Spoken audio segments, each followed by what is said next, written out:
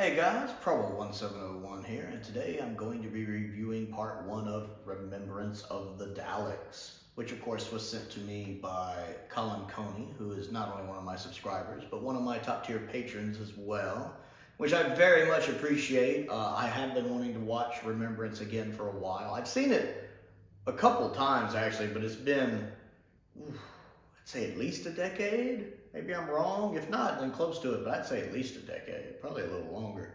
And so it really needed a rewatch just to kind of see how my opinion of it may have changed since I've seen so much more of the McCoy era and so much more of classic Doctor Who, which is what I started with.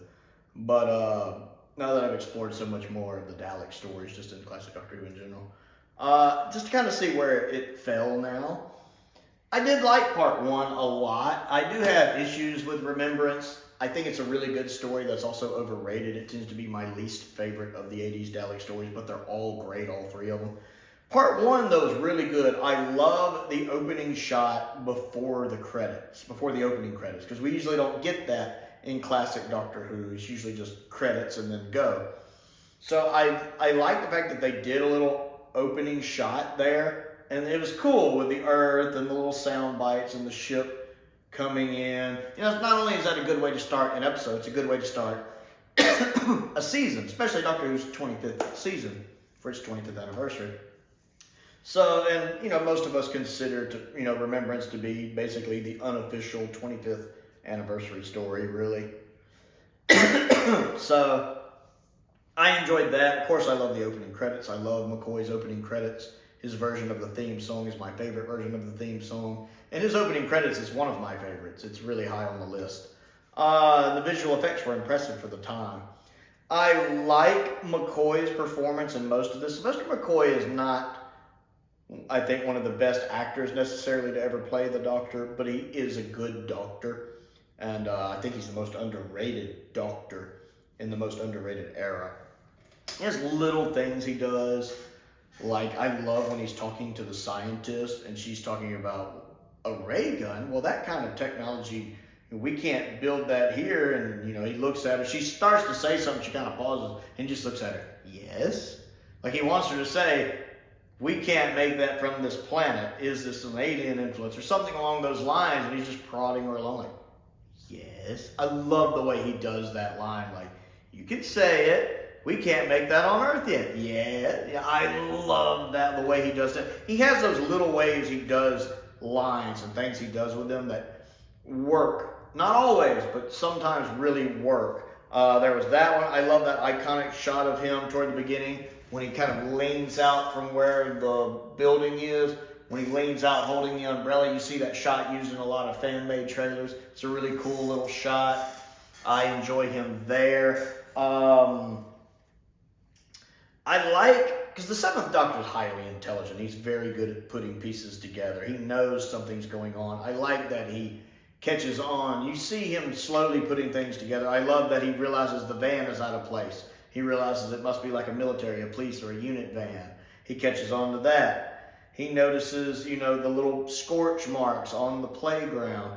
And he's checking the antenna and measuring it and realizing it shouldn't be there, realizing where it sits, sending a signal to, and then him running in. I love how he just runs into the van and starts talking to her even though she shouldn't be there. She doesn't notice the person. When she notices him, they talk, and then she's like, by the way, who are you? And he's just like, oh, I'm the Doctor. Because that's a very Doctor thing to do. That is definitely something the Doctor would do. So I love that. I love when the Doctor does those little Doctor-isms, I call it. Kind of like Columbo. If y'all watch Columbo, Columbo has his little Columbo-isms, Peter Falk always called them, that he did. The Doctor has his little Doctor-isms that he does. So I love the fact he just jumped in the van and started talking. That's the Doctor. And I love that. And then I love how he still manages to inject some of his humor into stuff. Because, Sylvester McCoy did grow up as kind of a performer. They called him the human bomb. He's a very physical actor. So I love that he still gets some of that in here. Like when he's telling Ace to jump in the van, how he pushes the door open with his leg, which I'm actually doing. It's not on the camera. You can't see it. I don't know why I'm doing it. But he's pushes it open with his leg. That's very in Sylvester McCoy's wheelhouse, and I like that that's still a part of his Doctor. I do enjoy that. And I also like at the end when he sabotages the Dalek thing, when the one Dalek's trying to materialize and he sabotages it, and so it doesn't materialize, that little effect when it kind of gets destroyed or whatever is a pretty cool effect. I liked it.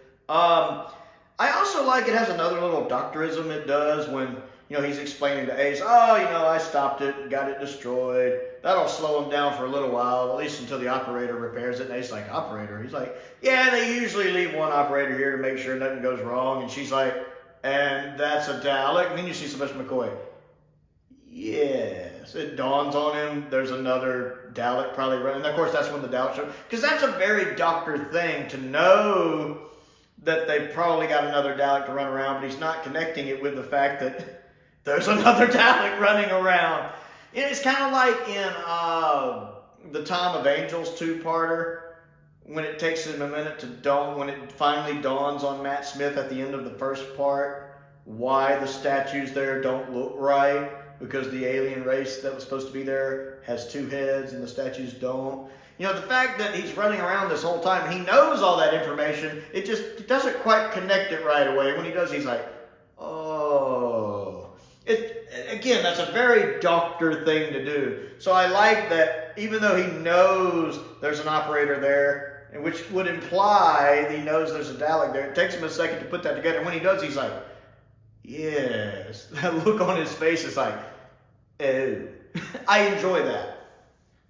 Now, the cliffhanger is really good, except for that one moment. Well, two things. One, Ace getting knocked out by one knee to the chest is not very Ace. That doesn't feel like Ace when the old man professor just kind of knees her and shoves her down and she's on the ground. Like, doesn't really, I'm like, that's not Ace. Ace is tougher than that. But then there's that one moment that does hurt the cliffhanger, and I've talked about this before with Sylvester McCoy. It's when he's pounding on the door, yelling for Ace to open the door. He goes into that fake voice of his, that falsetto voice that he tends to use when he yells, Ace, open the door! And that always bugs me. I love Sylvester McCoy. I love the Seventh Doctor, but it always pulls me out because I know that's not his real voice. I know that is a fake voice. To me, that is a cardinal sin of acting. One of the cardinal sins is that fake voice because it sounds so fake. And as soon as he did it when I was watching it, I was like, and the ending is still good because once it's over that, the rest of it's good. The incidental music is real good there, Seeing the Dalek actually hovering upstairs is, of course, awesome. The effect of it hovering at its base is a cool effect. Again, I like the incidental music. And then the shot of it being from the Dalek's point of view looks pretty good. I used to not like that because I wish they'd kind of clean that up, make it look better. But it did look really good there when it just shows the Dalek's point of view as it zooms in on the Doctor's face. That's a really good cliffhanger, except for that falsetto thing that bugs me. But other than that, good cliffhanger. The incidental music in the story overall is hit or miss. It has a couple good scenes, like when the other Dalek first emerges from the little building down in the Foreman junkyard. There's a piece of instrumental music there that's really good. That battle scene is better than I remember. The Dalek still looks like it's being remote controlled a little bit, to be honest. I don't get the impression that there's a thing controlling the Dalek. It feels like there's somebody hiding behind a building going, I don't know why, it just does. I enjoy listening to Sylvester McCoy trying to explain to them, you need to pull your men back. No, you need to listen to me. And them not listening and him just being like, ugh, humans. That's done really well. That whole fight scene is actually done pretty well. I don't really care for some of the Dalek blast effects, and that's true for the whole story. It's like they were going for a 3D effect. It's kind of like when you go back and watch some of the 80s 3D movies like Friday the 13th Part 3 or Jaws 3D, and looking at what they do to try to make them look like 3D effects is, let's be polite and say amusing. Yeah, some of the Dalek blast effects, which is odd seeing them as more blast than it is like a steady laser blast. It's more like a projectile. That's also a little weird seeing as a projectile instead of steady beam. But still, the effects just look weird. Like, you can tell the effects are edited on videotape.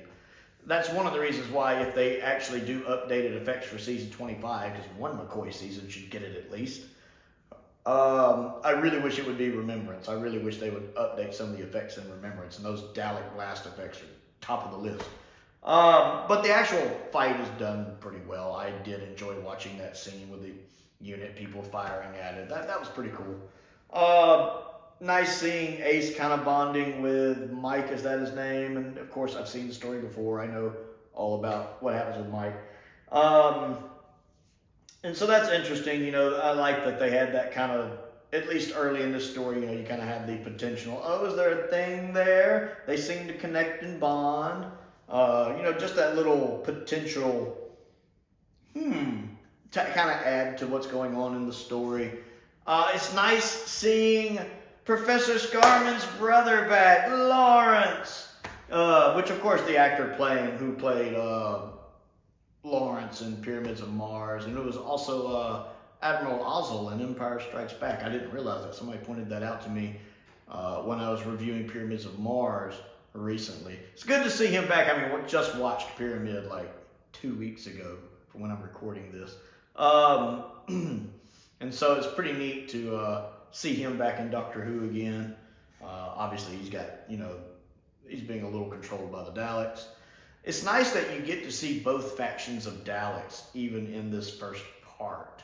Even though it's not explained about the Civil War, and if you're not paying attention, you don't catch it. But the one they destroy at the beginning is, of course, the traditional gray Dalek, which I wish would come back in Modern Who. I love that gray color scheme that, like, the Genesis Daleks and stuff had, that kind of just gray industrial Dalek. I would love to see that come back in the modern show. And then, of course, the one at the end that's hovering up the stairs of the Doctor is the Imperial Dalek with the white and the bronze. So it's nice that we get to see both of them. It does a good job misdirecting when we see Ratcliffe talking with what looks to be Davros. It does a really good misdirection there, making you think Davros is controlling that faction of Daleks. With, you know, you don't really see him, you just see the chair and you hear the voice, and the voice sounds like Davros. I mean, that sounds like Terry Malloy. That sounds very much like Davros. So it's easy to understand that, hey, Davros, good misdirection there. The little girl in the story that's used throughout it, the actress playing her is really good because there's something off about her.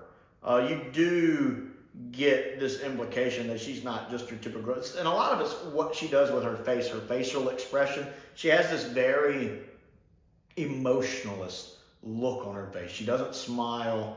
You almost swear she doesn't blink. I mean, she probably does blink, but in my memory, she doesn't blink. So it does this good job of, there's something unnerving or just off about her, odd about her. And then, of course, when she's playing the hopscotch and when the Doctor walks away after looking at the burns, you know, she's saying, 7, 8, the Doctor's at the gate.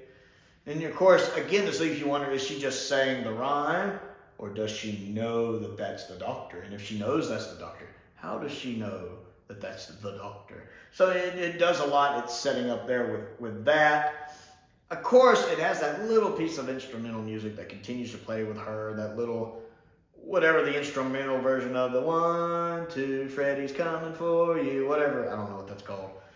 And I wouldn't have minded it if it just played it like right there because she's saying the rhyme, but I think it uses it several times throughout the story, and I just find it grating and irksome. But yeah, part 1 was pretty good. That little nitpicks aside, really, really good. Great cliffhanger, great opening. And like I said, McCoy is good in parts of it. He has a couple parts, like when he's kind of explaining the history of the Daleks to Ace when they're driving. It's like he's talking so fast. If you're not careful, you don't catch it all. I mean, we already know the story anyway. But, you know, if you're not paying attention, because he just kind of runs through that dialogue. And to me, the sound kind of overtakes his voice in places there. But he's still doing a good job. I love the 7th Doctor. I like Sylvester McCoy. And, of course, Ace is always great. Sophie's always good as Ace. So, yeah, I liked part 1. Looking forward to continuing the review for it. If there's anything you would like to send me, my P.O. box is down in the description below. I also have a link to my Amazon wish list down there as well, which is, I believe, where Colin sent it from, because it was on my wish list. I need to remember to take that off my wish list, actually. I do want to give a shout out to some of my top tier patrons, Colin Coney, who sent me this, Stephen Crane, and Finn Perkins. I appreciate their support as I do the support of all of my patrons. I also would appreciate just if you click that like button and that subscribe button. That helps me out, and I certainly appreciate it. Most importantly, though, thank you for watching.